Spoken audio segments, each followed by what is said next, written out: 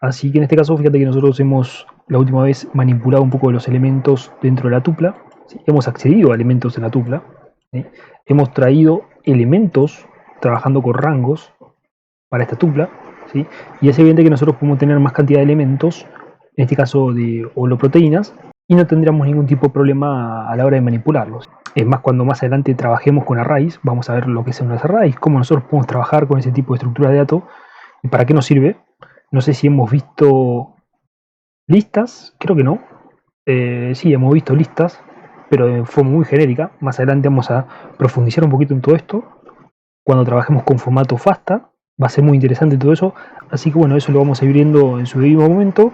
Y fíjate que hemos visto algunas características que nos van a permitir a nosotros comparar con listas y otro tipo de estructuras de datos en relación a lo que tenemos nosotros, que son las tuplas. ¿Qué otro tipo de operaciones nosotros podemos realizar? Varias.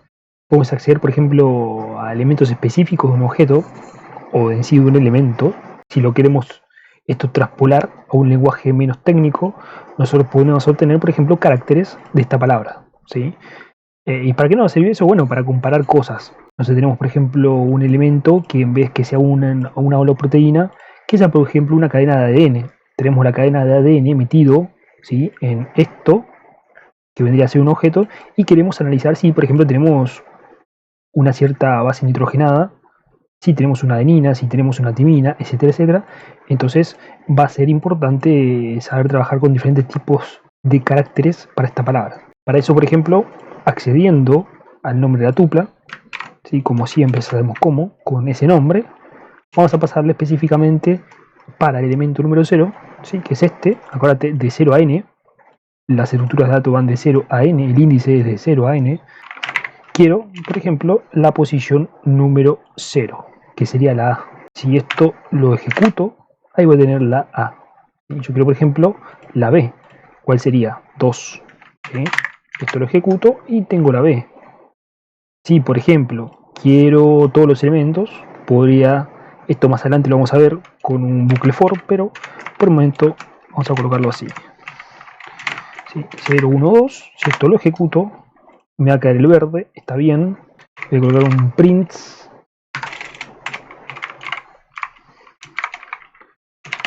Ahí, ahí.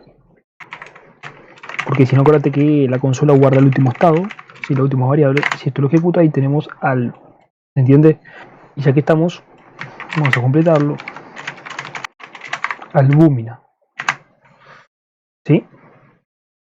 Y como te digo, con esto nosotros podemos comparar si, por ejemplo, tenemos la base nitrogenada o la abreviación sintáctica de la base nitrogenada para, por ejemplo, comparar si tenemos una cadena de ADN o ARN, timina u uracilo, ¿sí? Digamos, eso se debería ver el tipo de ejercicio que tocaría o lo que tendrías que hacer, pero en sí podría ser viable trabajar de esta forma, ¿sí? Pero claro, vos me vas a decir ahora, y bueno, si yo tengo que hacer a diferentes elementos, claro, hay dos problemas.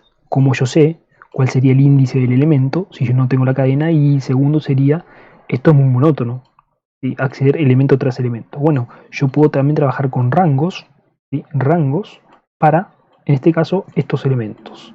Estos rangos son estáticos, ¿sí?, que yo defino el valor de ese rango, o puedo tener rangos dinámicos, en el cual yo tengo un bucle, estoy grabando, ¿no? Sí, en el cual yo tengo un bucle y ese bucle voy iterando uno en uno de forma incremental para solventar todo este tema, ¿sí?, que lo vamos a ver después, no te preocupes. Pero bueno, el punto sería entonces esto al enter, trabajo con ese rango, y para trabajar con ese rango lo que voy a hacer es colocar, por ejemplo, de 0 a 7, ¿sí? Automáticamente me hace un slicing, ¿sí?, de esa palabra y me lo va a separar por elementos. Acordate que rango el último valor no lo incluye, así que debe ser de 0 a 8, ¿sí? Y ahí tendríamos esos elementos. Lo mismo podríamos hacer para el segundo elemento, que sería el primero, ¿sí? ¿Sí? Lobulinas, otro tipo de holoproteína, ¿sí?, de 0,9. Bien, perfecto. Acuérdate que el rango no es importante acá, por ende yo le puedo dedicar, no sé, si la palabra fuese muy grande, de 0 a 20, tranquilamente no tendría problema. ¿Se entiende? traemos el otro elemento, ¿sí? A2, tenemos la otra oleoproteína, y bueno, como veas, todo esto lo podemos comentar, acuérdate, con control de línea o control llave de cierre, ¿sí? Y esto también lo podemos trabajar de forma estática, pero más dinámicamente, o sea que sea, por ejemplo, de 0.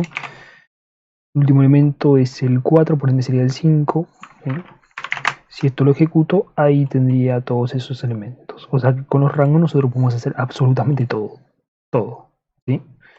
Hay que tener en consideración eso y cómo nosotros queremos trabajarlo, ¿sí? ¿Se ve?